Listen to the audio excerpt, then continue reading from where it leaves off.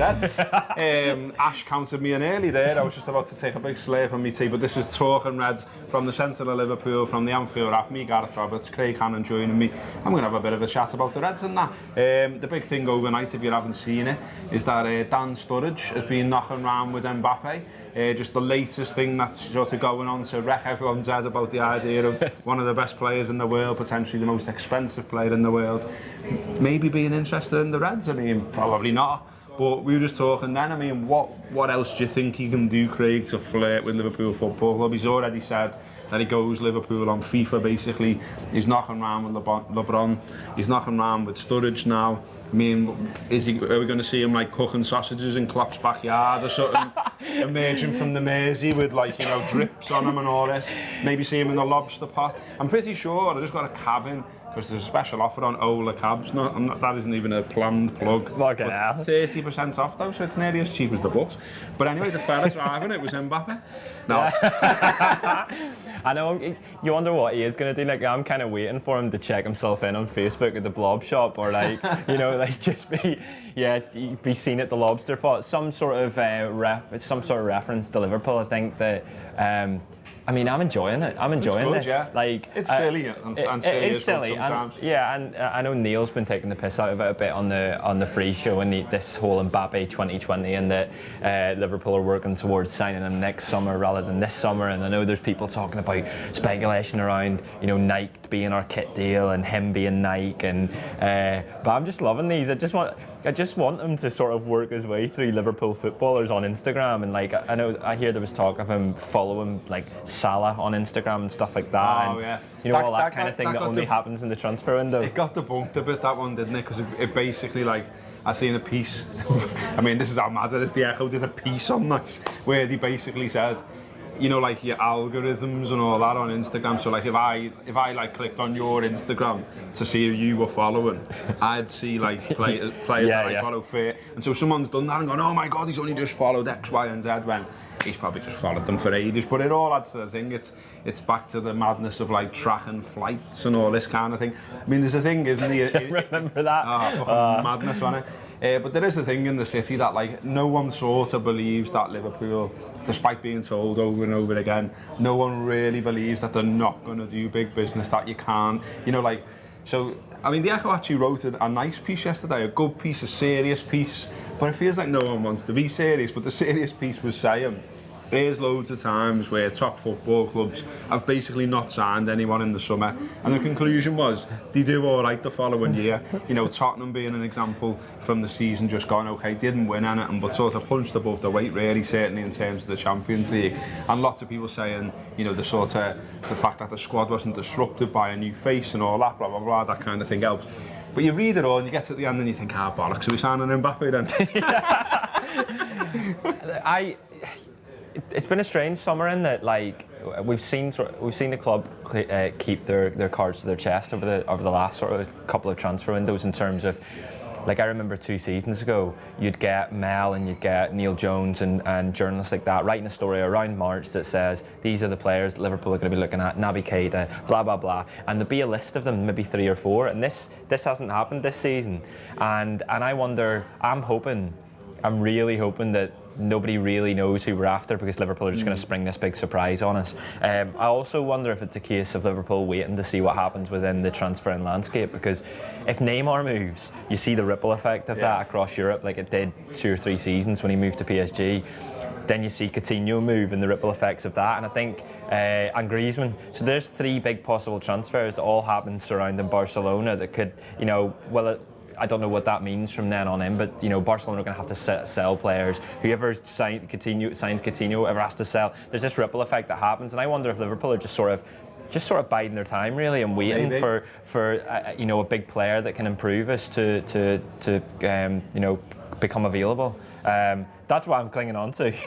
We'll see. I mean, I think it's funny, speaking of the Echo before, Paul Gorst at the Echo, like he's doing his job, he's being a journalist. This is what you have to do, whether you're in sport or news, you have to make the phone calls over and over again. But I just think like he must have like fucking Matt McCann or whoever, or someone in the media team at Liverpool on speed dial, and it's just like, being linked with and not even getting it out. No. And he's like, well, I rang, I put the call in. Do you know what I mean? And every day having to ring with these names. There's the and someone story. at Liverpool just going, no, Not interested. no, Pepe no, is not no. signing for Liverpool. There's a good piece on ESPN from Gabriel Marcotti, who's obviously excellent anyway.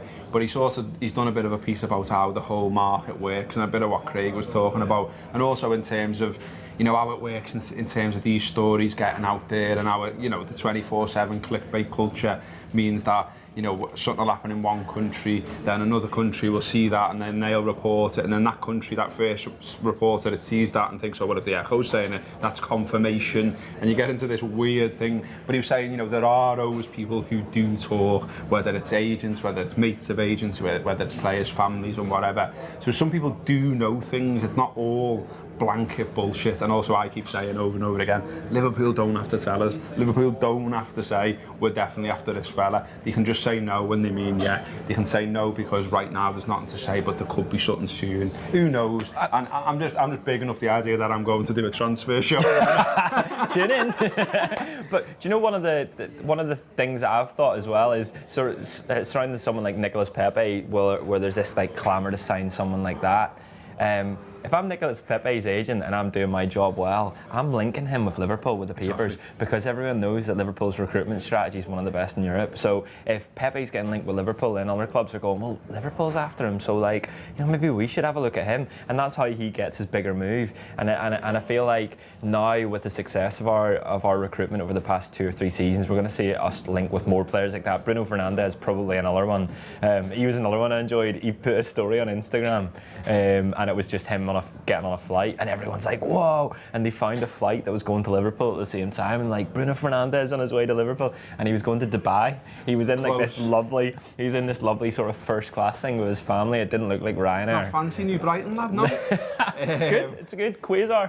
Yeah, it sounds, it's a lot better. Nice walk along the front, good view of Liverpool.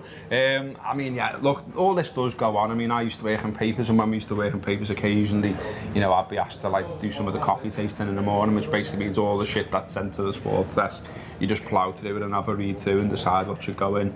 And there was a fella, I'm not going to name him, but I know for a fact that he had shares in a sports agency, so therefore was directly involved with sport, with players, with people in sport, and he would write articles linking his players to clubs to do exactly what you said, so other clubs would go, oh, hang on, he must be good, and have a look at him. And of course, if his agency did well, he got a cut of it. But at the same time, he's sending stuff to the paper and charging the paper for this copy. And I just used to read it and think, you cheeky bastard, there's nothing in this. So all this kind of madness goes on, and listen, there's no real laws around it, is there? It's all a bit mad, it's all a bit Wild West that time, so who knows. But listen, Liverpool have signed someone you probably heard by now. Sepp van der Berg has signed. He's only a teenager, but nevertheless, Neil Jones at least is very excited about it. He was on an Anfield app show, so if you subscribe, watch that. Neil was one of the first to sort of go over this story in detail, so knew a little bit about it and offered a little bit of an insight on the show, so good time to subscribe, get onto that. But on the agenda here it says Liverpool seems to be making a pretty big deal out of it. I think Bayern came swooping in as well, trying to get him. Ajax as well, comes with a bit of a reputation. Obviously made 20 appearances in Holland's top division at 17. That's the most impressive thing really about it, isn't it? Because you think, well, not you think, it's really hard to shine in defence as a kid, I think. Yeah. One mistake and everyone's like, oh, it's not good enough. You know what I mean? You're on telly, social media now as well, where everything's examined to the nth degree. As soon as you make one mistake, that mistake will be replayed over and over and over again. Won't it, Dejan? So, so you know what I mean? This lad to be attracting the interest of Bayern, Ajax and Liverpool at this age and getting to Liverpool by all intents and purposes, it's done. I know what Neil means when he says it's exciting, but it's not like book time off work and go on a 48-hour bender because you've signed them. Is that your pants? Yeah. It's, oh, that's nice, isn't it? Yeah, well, he might be good. Do you know what? And in 3 years' time, when we're doing Talking Reds on a Thursday, and we're all going, "What about this lad?" Remember the time whenever we talked about him Talking Reds and we weren't that excited? I think it's probably one for the scouts who've been watching him over the last 2 or 3 years to get excited about. And whenever they're saying that big names are after him, like Bayern Munich, then obviously there's some sort of credence for that. I think they were very excited whenever they signed Keanu Hoover, and we got a small glimpse of what he's about, and he's done very well as well in I think it was the World Cup, the under-18s World Cup in the summer, whatever tournament that was he was playing in, can't remember, but he scored a couple of goals and he looked really good, and yeah, look, I'll be excited. I'll be wondering whether he's part of any of the pre-season plans, because then you might be able to get excited about him. You'll be able to see him, whether it's at Tranmere or whether it's in the US. You'd imagine so, because I think the key thing that I took from Neil Jones's article was that yes, he's been bought for the under-23s, but they think he's good enough that he'll pretty much be fast-tracked to the first team, which says a lot. I know I've mentioned the Echo a lot here, but just finally as well, I like the fact that I don't know who wrote this article, but it just made me laugh when I read it. It was a bit of a backgrounder on him, which you would expect from the Echo, but they threw the line in, he could be a baby Van Dijk. Which I liked, because again, it's just a bit silly, isn't it? Baby Van Dijk. Baby, no. You dash. No, have you seen that? No, I'll tell you off camera. Okay, the Anfield Rap are going to America. There will be live shows in Chicago and New York. July the 18th in Chicago, July the 22nd in New York. Tour tickets at theanfieldrap.com/tour live. Loads of stuff on the social media about that as well, explaining prices and everything else. $20. I think there's about 60 tickets left for the New York one. It's in Carragher's. So if you want to get tickets for that, it's going to sell out in advance. Chicago's is in. It's in this mad. It looks like it looks like a Lappies, I'll be honest. How'd you know that? Just seen in the movies, haven't I? But apparently Jimmy Carragher did his own event at it, and it looks like it's going to be a party pretty much. It looks like a big nightclub, so that'll be good. I think there's quite a few tickets left. Yeah, he did. I think he was strictly talking about football. I don't know. I'm just assuming. But yeah, there's quite a few tickets left for that because it's a bigger venue. But in terms of, we might end up capping it because it's going to be mostly seated. So yeah, it's going to be an absolute biller, Chicago. I can't wait for that one. So yeah, get on that. Nice one. That's been Talking Reds. Thursday's Talking Reds from the Anfield app. Get on to everything that we're doing on the website in terms of podcast, in terms of video, in terms of the app as well. And here's a bit more about the app.